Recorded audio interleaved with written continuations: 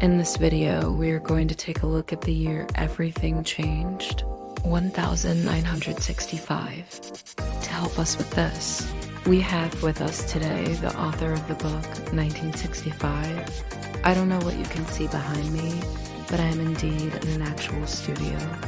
This is a big step forward for us here at the Invicta History channel. So let's celebrate by having a little look at 1965, shall we?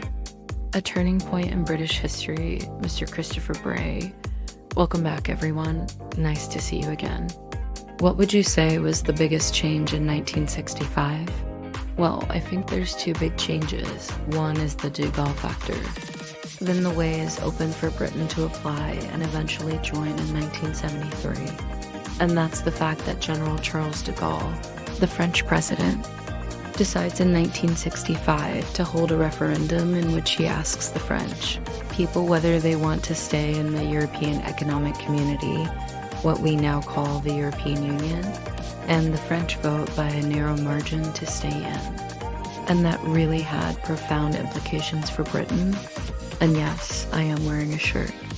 Because British politicians, especially in the Conservative Party, had been arguing for some time that if Britain wanted to join the EEC, as it then was, then it was unlikely that it would be admitted unless and until France was a member. Yes, I mean, you devote a large portion of your book to that, don't you? Quite a lot. Yeah, why was that? France was a very important country. It was a nuclear power. It was a major agricultural producer. And if France wasn't in the EEC, then the British felt that they wouldn't be admitted. Christopher, thank you very much for joining us today. De Gaulle was suspicious of what he saw as American influence in Western Europe, and he didn't trust the United States. He had memories of the Second World War, when the Americans hadn't come to the rescue of the French. And he was worried that membership of the EEC would commit France too closely to America.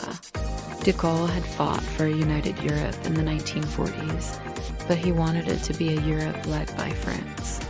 He didn't want a Europe dominated by Germany, and he certainly didn't want a Europe dominated by the United States. First of all, how has your week been? I think whether you're looking at British history or indeed world history, there is a sort of general feeling that the mid-1960s, I think it is partly forgotten because the media tried very hard at the time to play down the significance of what had happened. There were race riots in Notting Hill and in other parts of London and in Birmingham.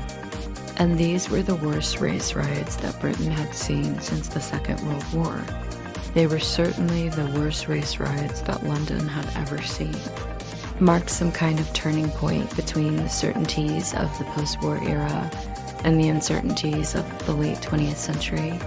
There's just a lot of change going on in 1965. Fine, and this is the thing. You see, people often say that, oh, the 1960s were such a fun time. You know, the 1960s, there was peace and love and flowers in your hair and, you know, everyone was getting along and it was swinging London and the mod scene and all that sort of stuff. But actually, if you read newspapers from the time, you will find that they re-reporting events which are almost unfathomably different to what is being said now. And there was a lot going on in Britain in 1965. You know, it's always an honor to speak to fellow enthusiasts about historical matters. So yeah, my week's been fine. Yours? Oh, busy as ever. We do like to keep ourselves to a pretty strict schedule here, but I am so pleased that we managed to get you on board because I think your book is absolutely fascinating. It was a really enjoyable read. And yes, it was certainly the case that 1965 was a significant year, wasn't it? Well, I think there's no doubt that 1965 was a significant year. Oh, definitely.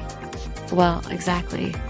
I mean, I think one of the things that I wanted to try and explore in the book was the idea that it's not quite accurate to think of the 1960s as a decade of fun and light entertainment. It was a very turbulent decade, and it's the cumulative effect of all. of the changes that happened in the 1960s that makes it so remarkable. And 1965 is the year in which most of those changes really start to gather pace. Let's talk a bit about some of them. Why was that, though? Well, France had been ambivalent about joining the European project since the 1950s. So the referendum in 1965 is something of a watershed, because once de Gaulle has decided to join the EEC, the other great change in 1965 was the race riots. And it's interesting, isn't it? Because I think people forget that there were race riots in Britain in 1965. Well,